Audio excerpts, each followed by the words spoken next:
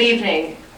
My name is Erika, and I'm seeking this nomination because I'm passionate about advocating for the interests of the 13th District, and I believe that my background and my life experiences uniquely equip me to reach out to voters in this district who may not traditionally vote for Republican candidates. My roots run deep in Central Illinois. I was born and raised in Champaign-Urbana. My grandmother has lived there for more than 50 years, and my parents still live just about 5 minutes from the University of Illinois. My mom and dad actually met at the University of Illinois, where my dad was a pitcher for the baseball team, and my mom ran track. Sadly, I have no athletic ability to offer. There's evidence of that, but time is short, so I won't bore you with the details. I graduated from Urbana High School and then the University of Illinois. I also had the honor of representing the state of Illinois in the Miss America pageant and was crowned Miss America 2003. I used the scholarship money that I earned as Miss America to complete my legal education at Harvard Law School. While at Harvard, I had the opportunity to hone my advocacy skills. I was a finalist in the school's moot court competition and argued my team's case before Supreme Court Justice Anthony Kennedy. It was one of the greatest honors of my life. It was both terrifying and exhilarating all at the same time, and I wouldn't trade it for any experience in the world. I currently practice law and represent clients in state and federal courts throughout the country. I represent businesses in a wide range of industries, and I represent religious and not-for-profit organizations in connection with First Amendment religious liberty issues that they face. For the past 5 years, I've also had the honor of serving on the national board of Chuck Colson's Prison Fellowship Ministries. In fact, just yesterday I attended his memorial service at the National Cathedral. Of all of the people who've had influence on my life, he probably had one of the greatest influences in terms of his faith, in terms of reaching out to people who sometimes have faced obstacles, and standing up for what you believe. Prison Fellowship is one of the world's largest outreaches to inmates and their families, and right now we have chapters in more than 110 countries. At Prison Fellowship, while there's the understanding that people must be held accountable for the crimes that they commit, there's a deeply held belief that no life is beyond redemption. Through my service with Prison Fellowship, I've had the opportunity to visit maximum security prisons throughout the country. I've helped with the Angel Tree program's outreach to inmates' children and delivered a faith-based message to inmates on California's death row. Mr. Colson was a mentor to me, and he passed away, as I mentioned. But his legacy of encouraging people to stand up for what they believe in each and every day, regardless of the scrutiny that they may face, is one of the reasons that motivated me to enter this race. Because this election has very important implications for the future of this country, and I want to stand up and be counted. At stake in this election are two competing conceptions of government.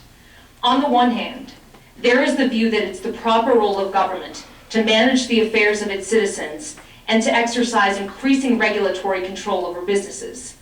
On the other hand, there's the Republican conception of limited government, which represents a belief that citizens can be trusted to manage their own affairs, and that businesses operate most profitably, and they can create the greatest number of jobs when they're unburdened by unnecessary regulations.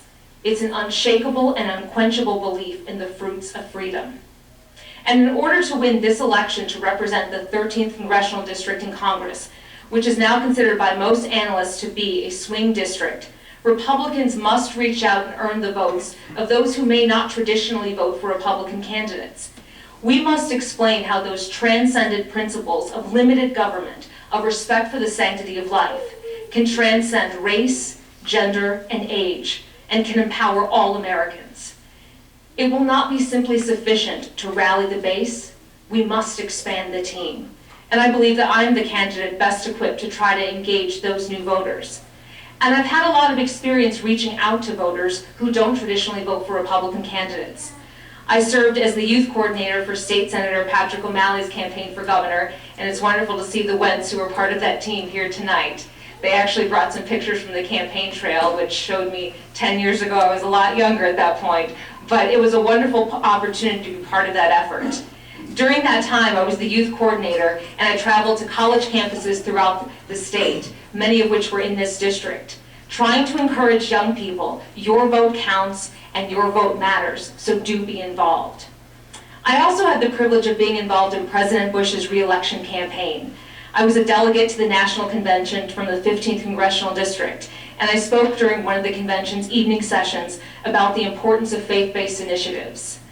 Coalition building will be essential to success in this race, and I served on the National Steering Committee of W Stands for Women, and I was involved with efforts to show that lowering taxes and letting women keep more of their own money as opposed to paying it to the government in the form of higher taxes is really what empowers women to forge their own economic destinies.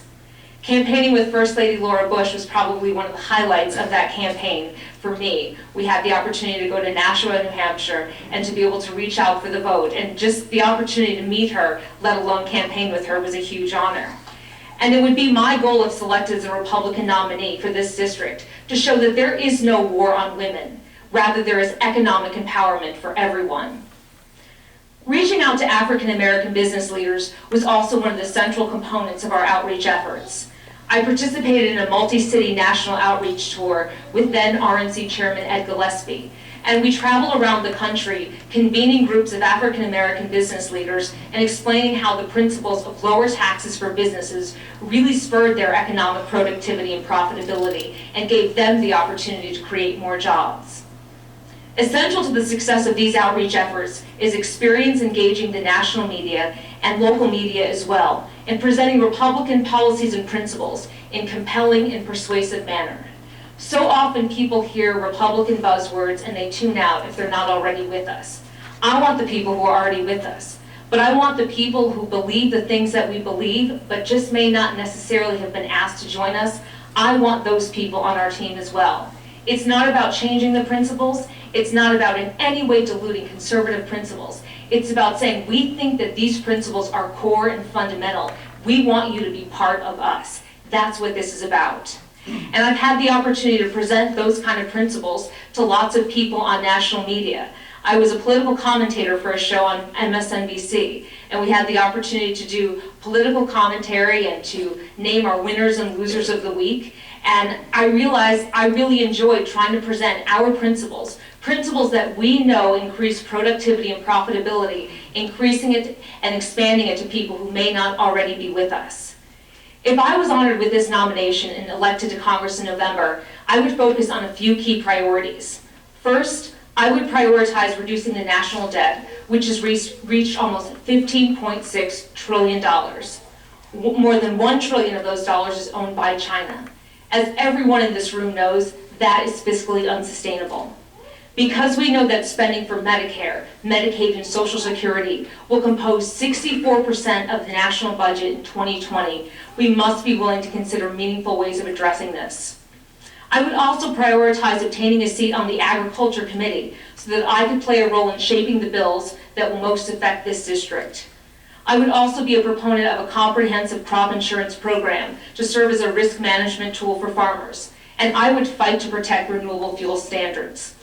I would also explore how a move to a blend of 15% ethanol would spur job creation in the 13th district. I would also work to protect the sanctity of every human life. Finally, I would work to reduce the scope of regulations that provide no significant benefit to consumers, but burden the ways in which businesses operate. As a lawyer, I do represent businesses in cases involving Dodd-Frank and other financial reform regulations. And I found that some of these provisions impose significant burdens on our businesses and offer no real productivity and profitability for consumers. As a lawyer, I would use my experience representing these industries and businesses to try to stem the tide of overregulation. This is an election where the stakes for our country could not be higher. And it would be the ultimate honor to serve as a representative of the 13th District and to fight to protect your interests and ideals each and every day in Washington. Thank you, and may God bless each of you.